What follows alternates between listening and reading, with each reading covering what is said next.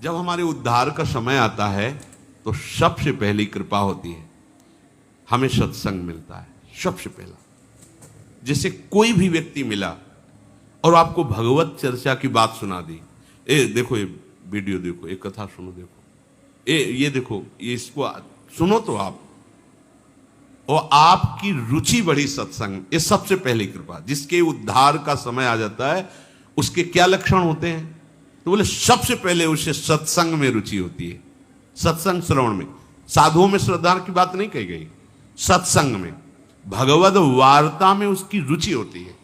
अच्छा, सुनने लगा, सुनने की थोड़ी सी रुचि हुई, अब उस रुचि ने क्या किया? दूसरा सोपान, अब उसको लगता है कि मुझे भगवान की शरण में होकर भजन करना चाहिए। उसके अंदर प्रभु में अपनापन करने की, समर्पण होने की वृत्ति उदय होती है। बढ़िया क्रम है।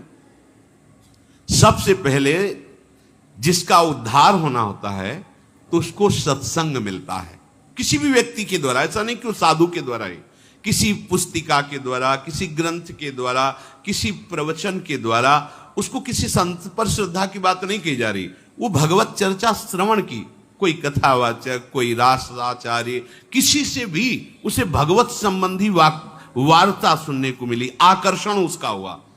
अब उसके दूसरी बात, उसके हृदय में प्रभु के प्रति समर्पण होने की भावना जागृत होती है।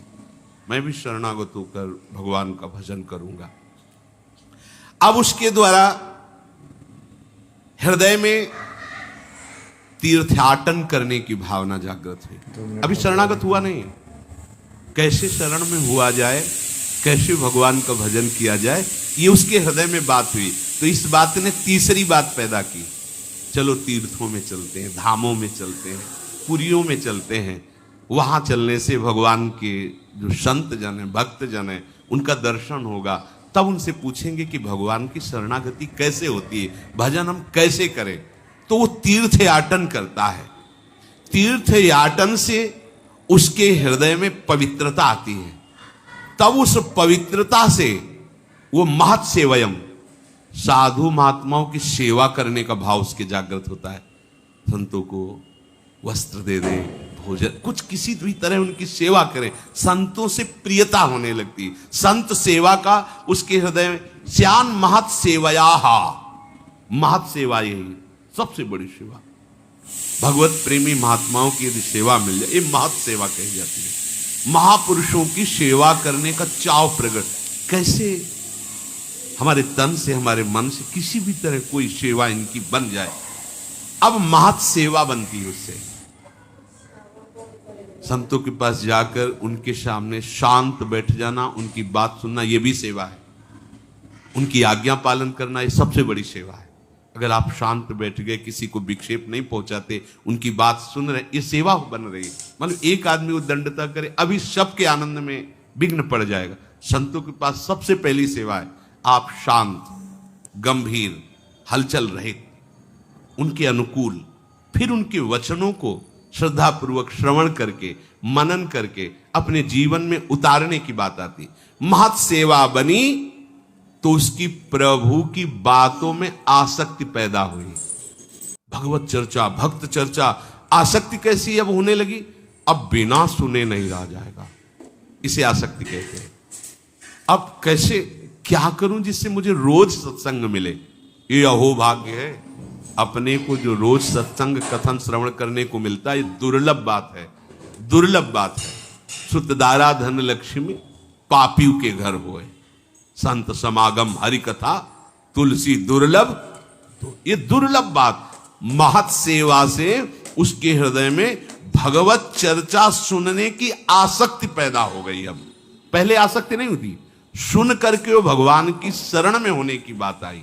शरण कैसे हुआ जाता है, इसके लिए तीर्थ याटन किया, हृदय पवित्र हुआ, साधु समागम हुआ, संत सेवा, महत् सेवायाम, संतों की सेवा बनी। उसके हृदय में अब सत्संग के प्रति आसक्ति हो गई। अब कुछ भी हो, सत्संग के बिना हम नहीं जी सकते। अब समझ लो, आप बिल्कुल नजदीक पहुंच रहे हो।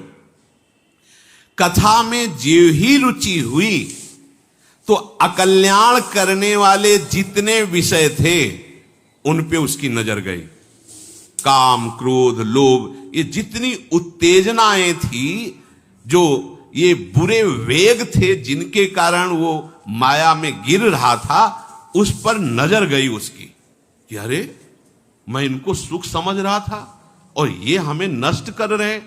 अब उनके वो हर सलाह को काटने की बात उसके मन में आई। जो काम क्रोध की सलाह से वो भ्रष्ट हो रहा था, सत्संग में उसको ये विवेक प्राप्त हुआ और अब वो शासन करने लगा। उन विकारों को असहनीय हो जाना, ये उनको नष्ट करने का उपाय है। अब सहा नहीं जा रहा, व्याकुलता हो जाना, ऐसा हम लोग नहीं कर पाते। हम लोग बहुत छुपा के अपने हृदय में उनको रखते हैं, तो इसीलिए वो बने हुए हैं। जिस दिन आप व्याकुल हो गए, अरे ये दुष्ट मुझे कितना नष्ट, भयभीत हो जाएगा वो। सच्ची मानिए, तुम इतने बल से बलवान हो कि तुम्हें काम परास्त कर दे, ऐसा नहीं हो सकता।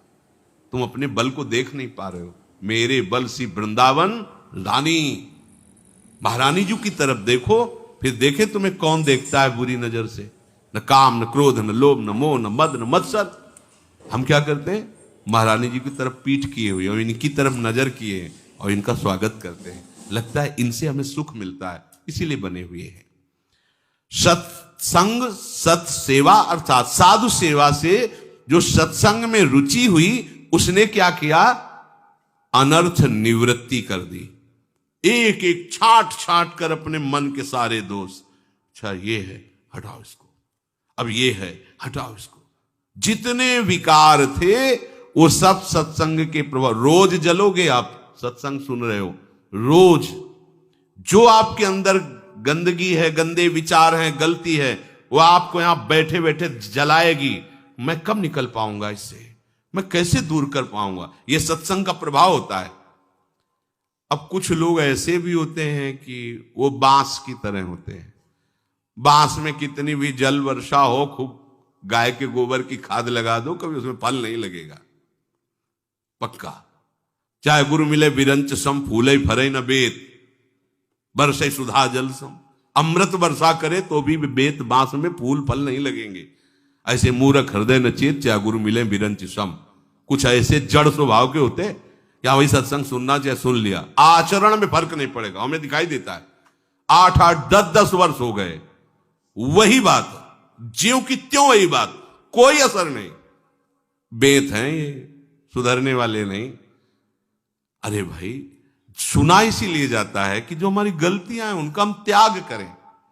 तो जो जिसका अब आखिरी जन्म है, ये जो क्रम आपको बता रहे हैं, पहले भगवद वार्ता सुनी, प्रभु के शरणागत होने का भाव आया, इसलिए तीर्थयाटन धाम यात्राएं शुरू की, संत समागम हुआ, संत सेवा बनी, हृदय में प्रभु के प्रति आसक्ति हुई, उनकी चर्चा सुनने की, सत्संग का प्रभाव छाया। जितने अंदर गंदगी विकार थे सबको त्यागने का धीरे धीरे निश्चय किया, उनका त्याग किया, अर्थात अनर्थ निवृत्ति हुई।